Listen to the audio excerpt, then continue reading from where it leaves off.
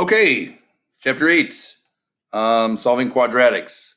Kind of move this one around. It was going to be chapter 7, but I wanted to make sure that we could do radicals before, because I do want you to give me exact answers. So make sure we're doing that. The first couple we've already done. One is solving by graphing. Honest to God truth, we're not going to do solving by graphing all that much because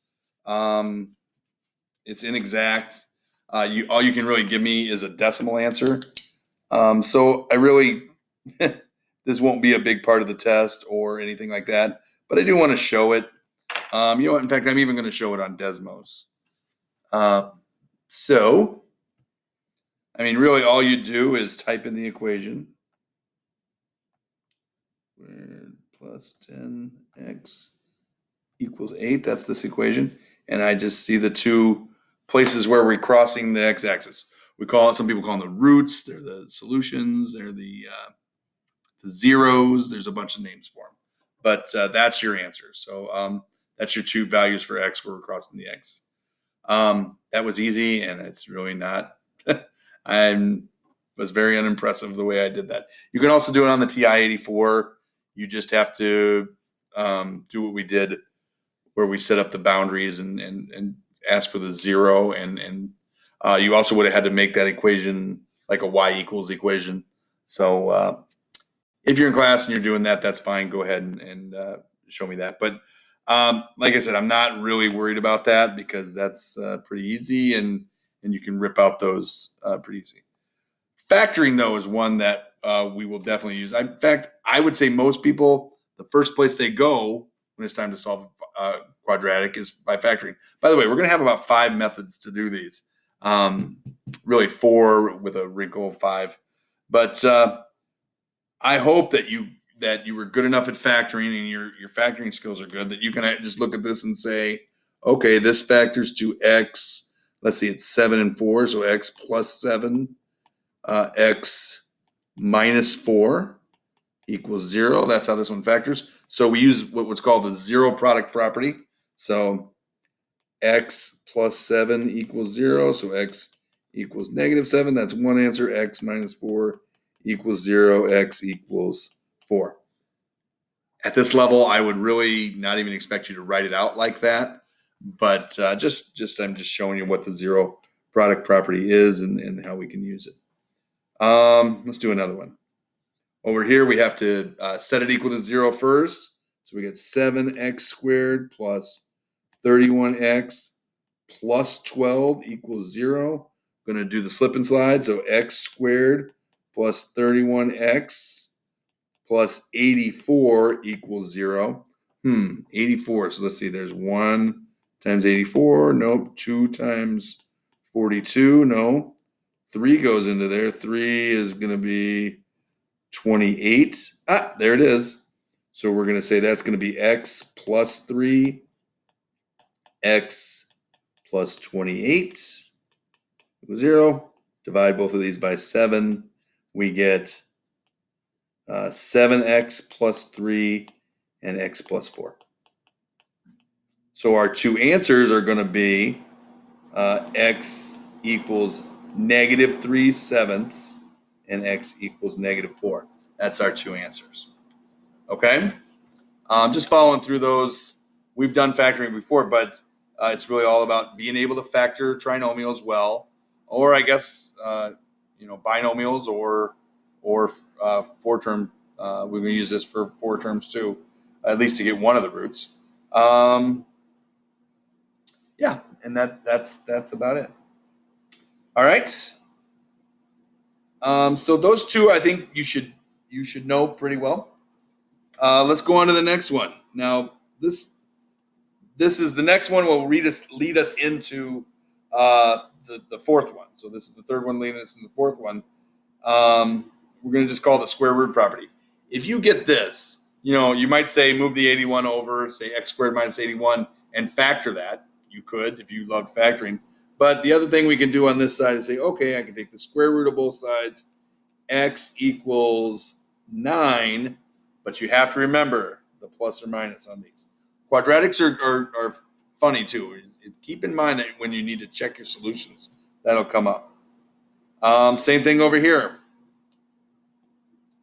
If I'm going to take the square root on both sides, I'm going to say x equals plus or minus square root of 20. But don't forget, you got to reduce that. Simplify that, I guess is a better word. Still plus or minus. So this is going to be plus or minus 2 root 5. Okay? So don't just leave it a square root of 20. That'd be like leaving an answer 6/8. We know we need to reduce our fractions as well. All right. I'm not going to spend a ton of time on that because that's pretty straightforward as well. First three methods are pretty straightforward. Now, this is also part of the third method, but it's going to lead us into completing the square. So if we have a problem like this, we still take the square root of both sides. We get that squared part all by itself. So when this peels off, it's going to be x minus 7 equals still plus or minus root 13. And now I just got to bring the 7 over. X equals 7 plus or minus root 13. Okay? Let's do another one just for practice. The thing about that, though, is make sure still reduce any radicals that you can. Root 13 you can't reduce, but reduce any radicals. And remember, that answer right there is two numbers. That is two numbers. 7 plus root 13, 7 minus root 13. Okay, let's do this one. Same thing, we got the root by itself. Square root. So this is going to be 3x plus 7 equals plus or minus. I'm just going to go ahead and say 3 root 3. Okay, I'm going to subtract the 7. So 3x equals negative 7 plus or minus 3 root 3. And now we have to divide it by 3. So first you had to isolate the square. Now you have to isolate the x. X equals negative 7 plus or minus 3 root 3 over 3. Now, does it look like we can reduce this 3's here? We cannot, because we can't reduce it with this 7 as well. What you would really be doing is factoring out a 3 in the numerator and taking then factoring with what's going on in the denominator. If you can't take it from all 3, you can't factor in that regard. That's a big mistake that comes up all the time. All right. So now we're going to get into completing the square. What completing the square is if we can factor it, great. That's nice and easy. Let's factor it. If it's a nice, easy square root method, bang, let's do it. Make it as easy as we can on ourselves. Even if it's something like this. So what we do with the completing the square is we say, okay, let's get it like this. Maybe it doesn't factor. Maybe it does. But maybe it doesn't factor. If we could put it into this, like this wouldn't factor. If we were to multiply this all out and set it equal to 0, this would not factor because it's got that radical in there. Didn't work out as a real number. So if we were to get it into this form, we could easily then come back and use the square root property. All right, so let's see if we can do that. So we got about 4 of them, I think. Yep. All right. So the first thing that we have to keep in mind is that we have to have a 1 in that A position. We've got A, B, and C, just like we do when we talk about the standard form. All right, so this one does, so we're good. So what we're going to do first is we're going to move that 32 over. So first we're going to do is get a pen. All right, so x squared minus 4x, I'm going to move that 32 over, equals 32. Now, what I want on the left-hand side is I want a perfect square trinomial. So what's going to make that a perfect square trinomial? Well, I got to take the b term, that 4, negative 4, doesn't matter, we're going to square it. But negative 4, half of that, remember that term's doubled, so half that would be 2. Square it, I'm back to 4. So I'm going to add 4 here, add 4 here. All right, so that gets me to this right here, which is a perfect square trinomial. That's going to factor for us, nice and neat. I know it's going to factor to x minus 2 quantity squared equals 36. Now I'm there. Square root, x minus 2 equals plus or minus 6. So this is going to be x equals 2 plus or minus 6. Now keep going if this happens. 2 plus 6 is 8. 2 minus 6 is negative 4. So this one would have factored, all right? This one would have been easy. We could have done this with the factoring method as well. But I picked an easy one to start with so that we can kind of just show how this works, okay? But this one you could have done by factoring because I didn't end up any radicals down here. All right? Let's do the next one. All right, so this one's got a 2 in the wrong place. So here's what we're going to do. First things first, let's move that 25 over. So I got 2x squared minus 16x equals negative 25. All right. Now, what I got to do is I'm going to factor out that 2. I want that 1 in the beginning there, right? So 2, parentheses, x squared minus 8x, okay, equals negative 25. All right. So I was factoring it out of the whole left side. All right. So now, what am I going to add there? What's going to be my piece that I'm going to put in there? Well, half of 8 is 4. Square 4. I'm adding 16 here. But wait a minute. I didn't really add 16. I added 16 times 2. So when I go to the other side, I've got to add, just to stay in balance, 16 times 2, which is, of course, 32. Okay, so let's keep going. So this is going to be the 2 still there. X minus sign. Square root of 16 is 4. Quantity squared. And that's going to be, what, 7? 32 minus 25 is 7. And now we just got to solve.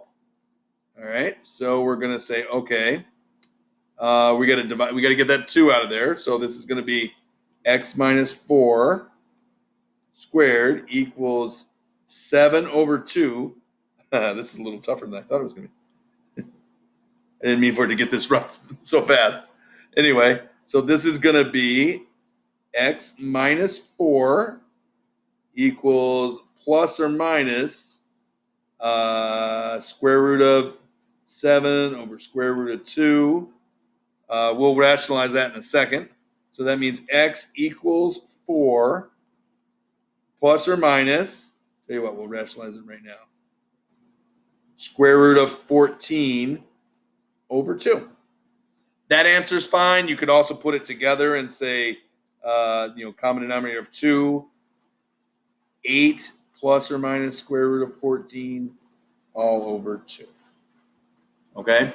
Can't reduce that one either. You can't put that 2 into the 14. All right? That's probably as hard as a problem as I'll give you on the test. Just it sometimes can get a little funky. Don't forget that plus or minus. That's kind of a big deal. But I would accept either one of those answers on the bottom of the screen. Let's do another. That was so much fun. Let's do another one. Look at this one now. If I were to say solve it, this one definitely does not factor, right?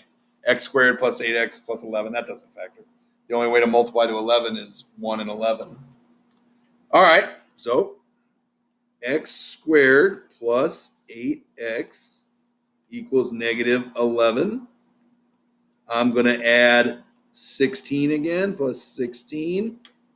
All right, this is going to factor then to x plus 4 squared equals 5. Oh, okay. Square root, I get x plus 4 equals plus or minus root 5. X equals negative 4 plus or minus root 5. I probably should have done that one before I did the tough one. All right. Okay, one more. Let's do one more of those. All right, this one we already put the 39 on the left. or on the right, rather, so we don't have to move that first. So this one might get a little chippy. First thing we're going to do is get that 4 out of there. So factor out the 4. I get x squared minus 1/4 x. And I got to add some equals 39. All right. So what do I got to add? So what's half of 1/4? Well, half of 1/4 is 1/8, right? Divide by 2. So square that. That's going to be 1/64 that we're adding there. Plus, okay, so 1/64 plus, or times, rather, pardon me, times 4, right? 4 into 64, that goes 16 times. So it's really going to be 4 x squared minus 1/4 x plus 1/64. Ooh. And that's going to be 39 and 1/16. Right? Okay? I need this. So if we were to really multiply that out, which why not? That's going to be, because we're going to need to, let's see, 16 times 39 plus 1, that is going to be 625 16th. Ooh, that's works out well. Okay? So now, oops, hold on.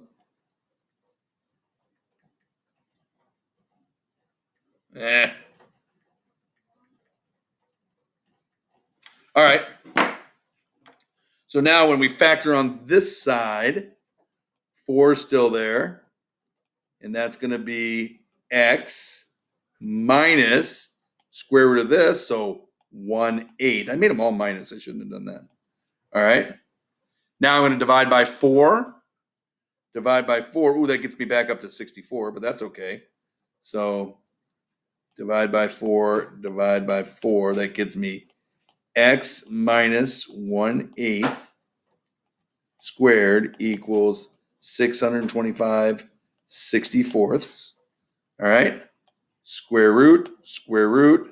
That's going to be x minus an 1/8 equals 25 plus or minus. Square root of 625 is 25. Square root of 64 is 8.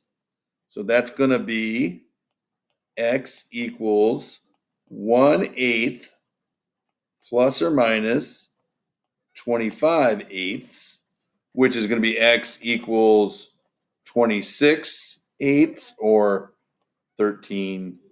Whoops, not 113. Whoops, let me try that again. Or 13/4, and x equals, let's see, negative 24/8 or negative 3. All right. So guess what? That one would have factored. It would have given us a pretty hairy one, but we still were able to do it with completing the square. All right. That's a tricky one. I would have tried factoring that one first if I would have. But then again, that's a large number too. That is a large number too. All right. So that's completing the square. Give those a try. Again, I would stop in between and do these, but that's up to you. All right. And then the last one is quadratic formula. I know teachers that don't even bother teaching anything else but the quadratic formula. Mostly because it works every time on every quadratic. Okay, I guess so does completing the square. There's my daughter. Huh? Mwah. I'm talking to my students. My student, I was taping some notes for them. They're going to watch this later on and learn math. Yeah. Go on downstairs and watch TV with your sister, okay? Okay? Or go upstairs and watch TV. Your choice. Go. Come on. No. I gotta work. Then sit down in this chair. Go. All right. So when I look at this, the first thing is the discriminant. So the discriminant is this part underneath the formula right here that we're about to use. That can tell us a lot of things. If it's negative, that tells us that we don't have a solution. It says we have imaginary solution. So if it is negative, we have no solution. Okay, or imaginary solutions, 2 imaginary solutions if you're ahead of me there. If it is 0, that means we have a double root, or we have just one solution. It's where the graph comes down, hits the x-axis, and goes up. We only have one answer. That part is gone, so there's no plus or minus part involved. And if it's positive, then that means we have 2 real roots. 2 real roots. And if it's positive, just to add this on, you don't remember this, but if it's positive and it's a perfect square, like a 36 or a 81 or something like that, that means that it's you could have done it by factoring. That means it's going to work out to be there'll be no irrational numbers in there. Okay, so it'll be All right. So let's just go ahead and do this. Let's go ahead and put them in there, and let's just do these 4 problems. All right. So I like to say, when I was first teaching this, I always like to have my kids go A equals 2, B equals 3, C equals -1. Just made them kind of think it through. You don't have to do that, but I just thought it was a good thing to do for beginners to learn this. Set it equal to 0. That has to happen first. But there's my A, B, and C. So off we go. So x equals -b. So -3 plus or minus the square root of 3 squared minus 4 times 2 times -1. All over 2a. There's a lot of songs about the quadratic formula. So 2 times 2.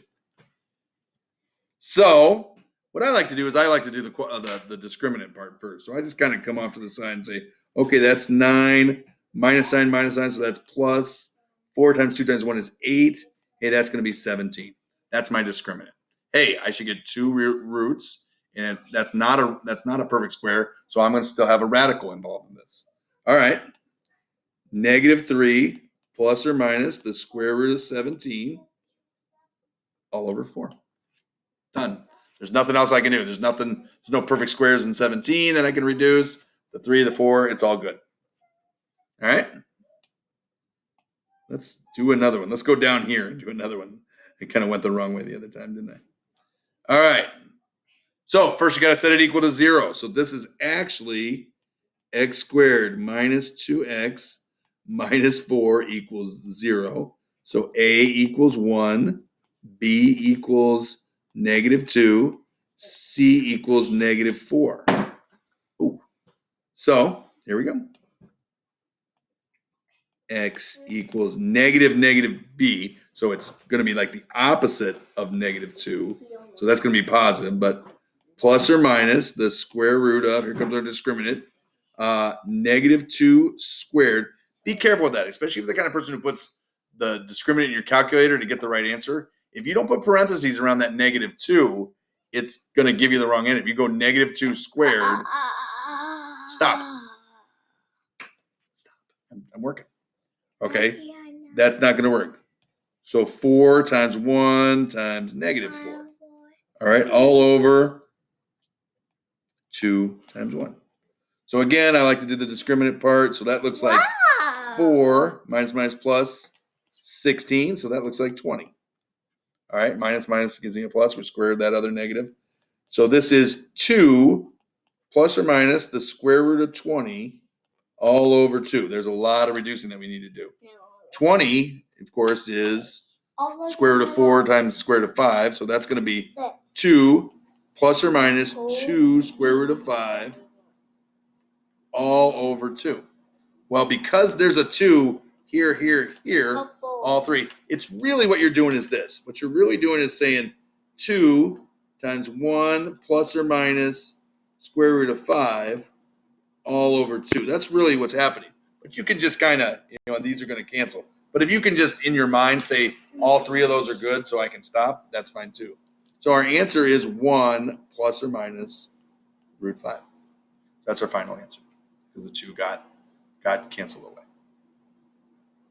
All right, 2 more. 2 more. And then it's over? And then it's over. That's right. Sorry.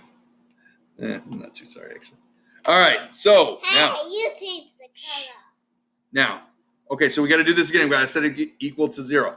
I would bring everything over to the 3x squared. I would keep the quadratic positive just because it makes things, I don't know, easier.